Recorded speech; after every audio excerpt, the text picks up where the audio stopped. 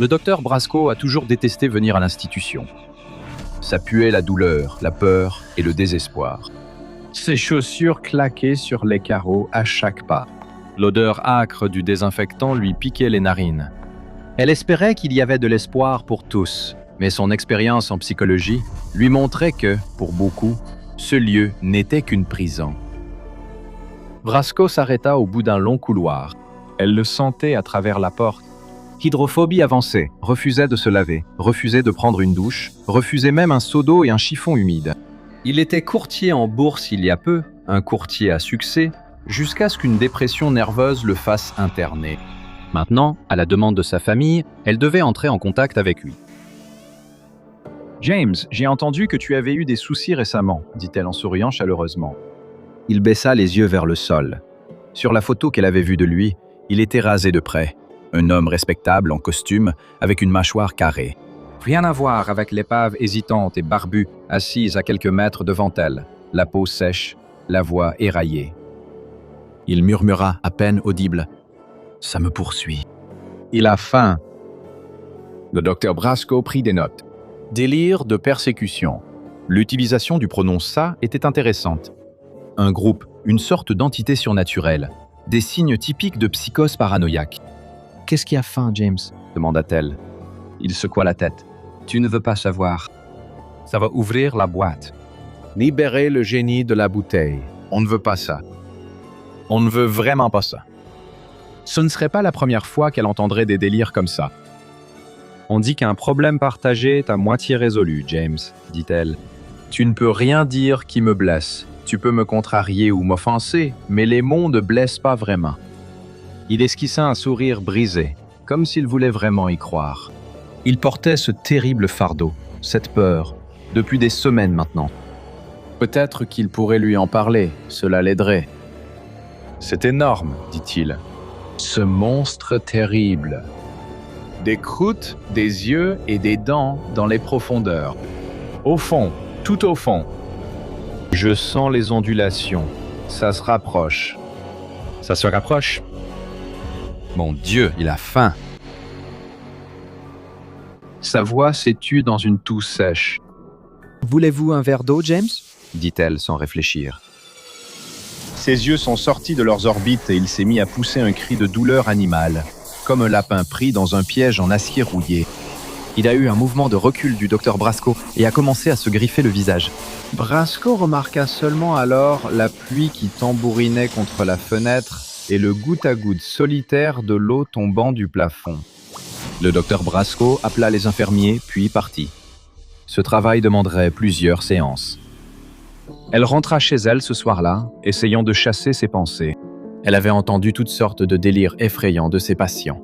De la poudre de vampire de la CIA sous un porte-savant ou une compulsion à tuer pour éviter des séismes dévastateurs. Même la croyance qu'une patiente était suivie par un chien démoniaque et qu'elle et ce chien commençaient à fusionner en un seul être.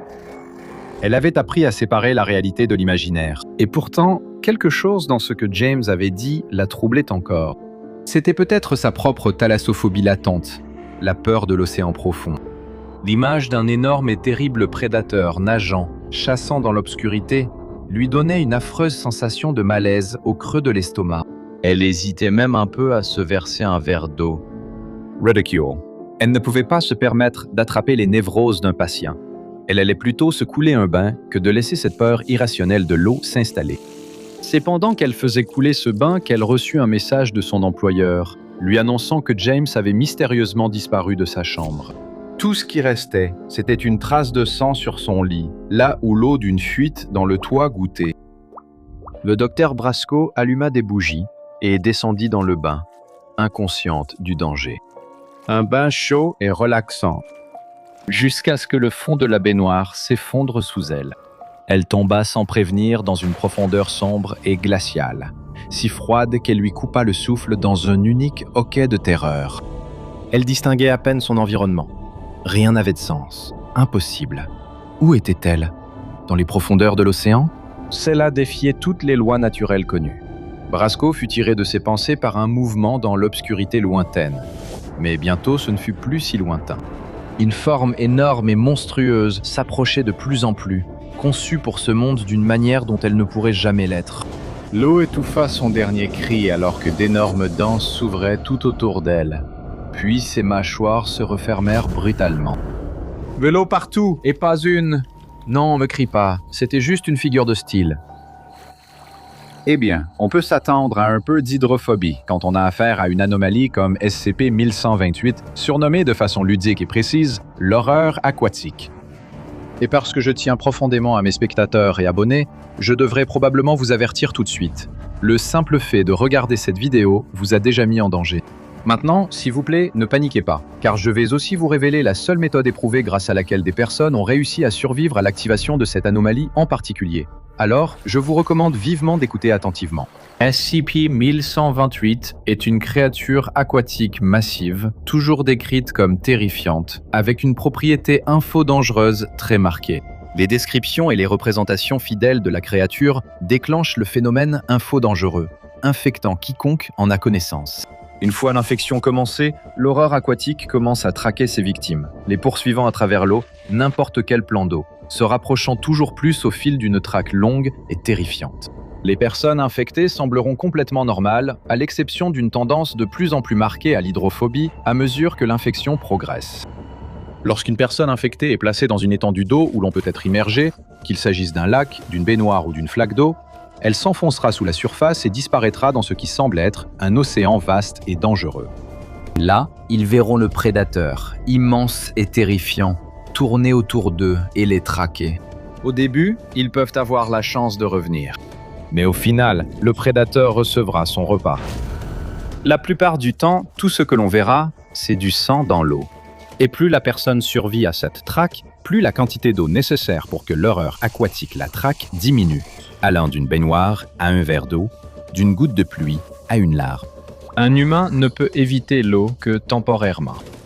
Même après notre étude de cas d'introduction, vous vous demandez peut-être ce que cela fait d'être directement affecté par SCP-1128.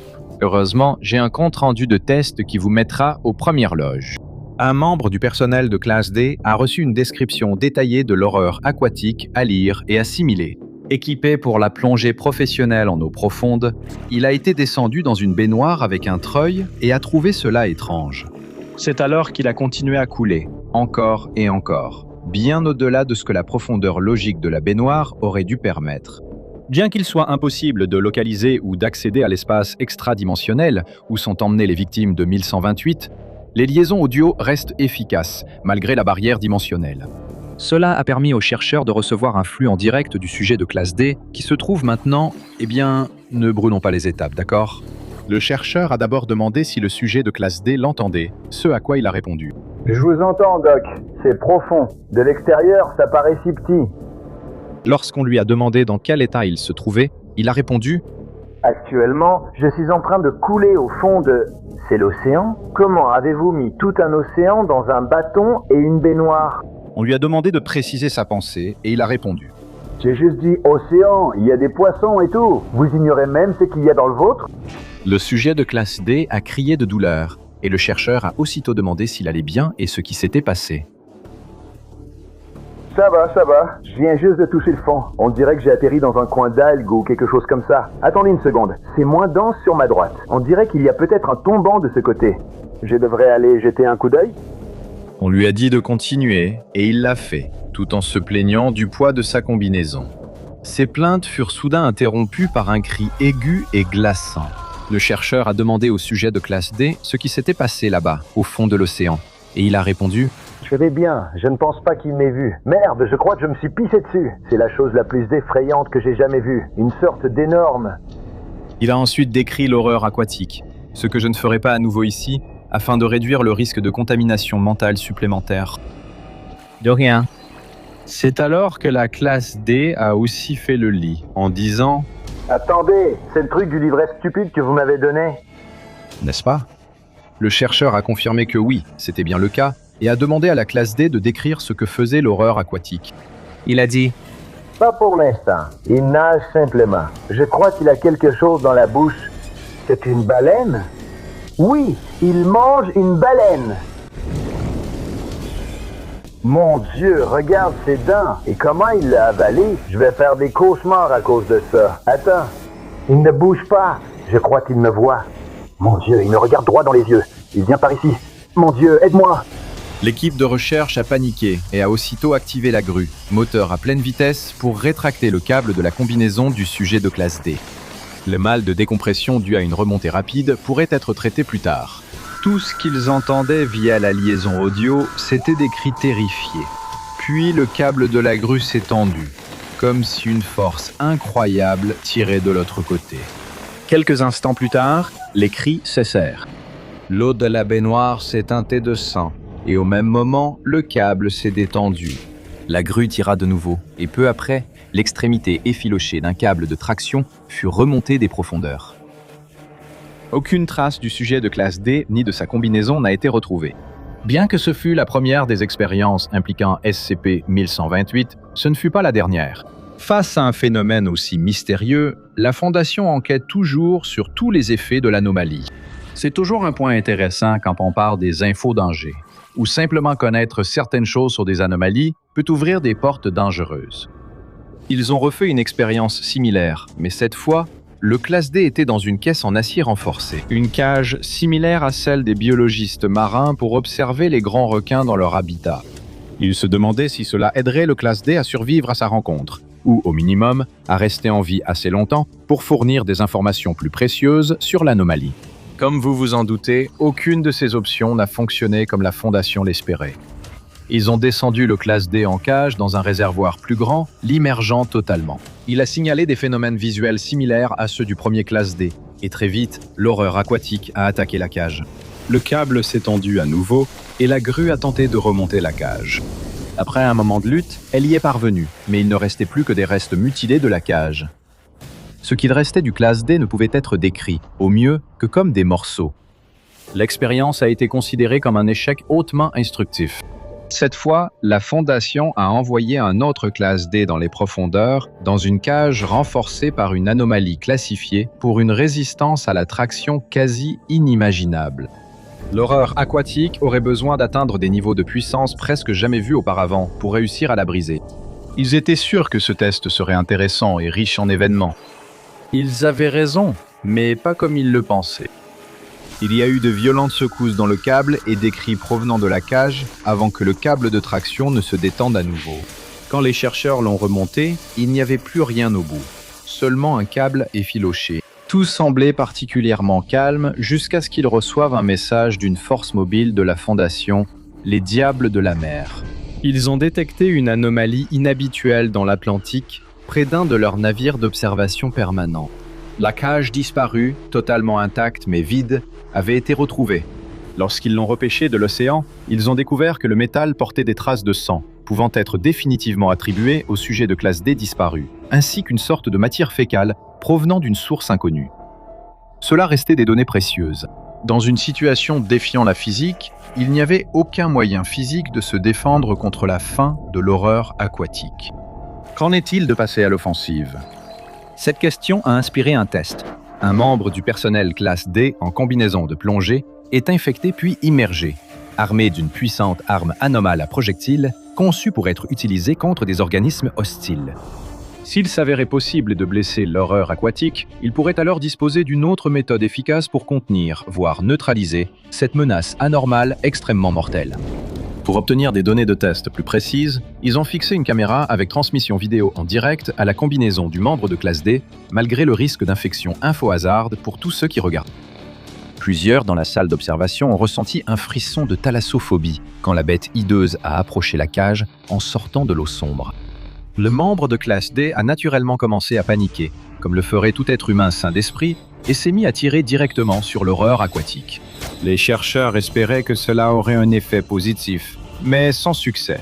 La créature devint simplement enragée après l'attaque, et heureusement pour la dignité de l'homme et la santé mentale des chercheurs, la transmission s'est interrompue quand elle a attaqué. N'ayant apparemment aucun moyen d'arrêter ou de blesser physiquement l'horreur aquatique, ils décidèrent de mener un dernier test, simplement par curiosité personnelle, afin de savoir si le monstre représenterait toujours une menace dans des milieux liquides autres que l'eau pure elle-même. Ils ont immergé un D-class infecté dans une grande cuve de liquide non aqueux à faible viscosité et furent surpris de n'observer aucun effet indésirable. Il semblait que ce n'était pas n'importe quel liquide qui était affecté. C'était vraiment uniquement l'eau. Cependant, un chercheur a ajouté une note à cette étude disant, je cite, « D'accord, il se peut que vous soyez à l'abri de cette chose dans des liquides autres que l'eau, mais cela ne vous aidera probablement pas beaucoup, à moins que vous n'ayez l'intention de boire et de vous laver avec des produits chimiques exotiques pour le reste de votre vie. Ce qui, si vous essayez, réduirait probablement beaucoup votre espérance de vie. » Ce qui m'amène parfaitement à la chose la plus importante que vous devez retenir. Connaître l'existence de SCP-1128 n'est pas automatiquement une condamnation à mort tant que vous avez sous la main des amnésiques de classe C pour effacer le souvenir de cette connaissance dès le départ. Alors ne vous inquiétez pas, tant que vous avez accès à des amnésiques de classe C et que vous savez comment les utiliser, tout ira bien pour vous. Vous voulez vous protéger des horreurs au large ? Alors n'oubliez pas de regarder ma vidéo Top 16 des SCP aquatiques qui vous feront ne plus jamais nager ou d'explorer le reste de mes vidéos anormales classifiées.